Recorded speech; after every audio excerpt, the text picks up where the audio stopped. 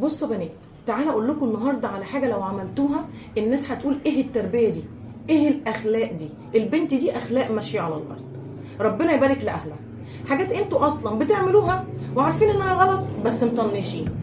تعالوا نعرفوها ايه هي. نمره واحد يا بنات، المستيكه. ايه لازمه المستيكه في الشارع؟ طب بصي لنفسك في المرايه كده وكلمي نفسك، انت مش مجنونه بس كلمي نفسك. والمستيكه في بقك، شوفي نفسك هيبقى شكلك عامل ازاي. ملوش لازمه، المنظر قبيح.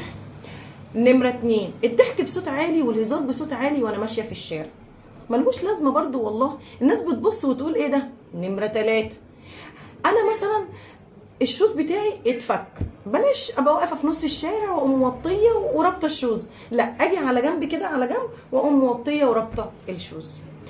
نمرة 4، وحاجات انت الحاجه دي بقى بالذات بتك عليها وبحط تحتها 60 خط. احنا لما ننزل من البيت نبص على هدومنا كويس قوي.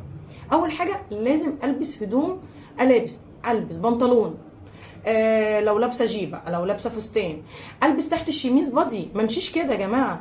احنا دلوقتي ماشيه في الشارع ولا قدر الله لا قدر الله وقعتي، حصل اي موقف، ايه الموقف وقتها بقى؟ ايه موقفك وقتها؟ انما انا لو ماشيه وواثقه في نفسي هبقى عارفه ان انا قد اي موقف انا اتحطيت فيه. حاجه بقى بتغيظني جدا من البنات ومش عارفه هم بيعملوها كده ليه. ولد بيعاكسها او حد بيعاكسها وتقف ترد، ما ترديش. انت لو رديتي هو هيقول كلام انت مش هتعرفي تردي عليه بيه، هتضطري ان انت تنزلي من مستواكي. انما انت بقى الناس شايفاكي في الشارع ولد عكسك وانت بصيتي في الارض ومشيتي، ايه اللي هيحصل؟ هيقولوا ايه الاخلاق دي، ايه التربيه دي. حاجات بسيطه جدا انا لو عملتها انا هكون حاجه تانية. هدي فكره عن الناس للناس ان انا انسانه متربيه جدا. نسيت اقول لكم، يا سلام بقى لو رحت عند حد لاول مره او رحت مكان لاول مره، يا سلام بقى لما اقعد كده بعقل كده وما اقعدش اهزر واضحك على الفاضيه وعلى المليان. انتوا هتنزلوا من هنا الناس هتقول لا لا لا لا بس دي بنت مؤدبه، بنت اخلاقها عاليه جدا. انتوا مجانين في بيوتكم ماشي، ده احنا في بيتنا نعمل اللي احنا عايزينه. قاعده في الدرس مع صاحبتي وبهزر وبضحك ماشي، وقت الميس ما تبقاش او المدرس ما يكونش شغال ماشي، ما احنا لازم نهزر ونضحك، هنعيش الحياه كئيبه على طول؟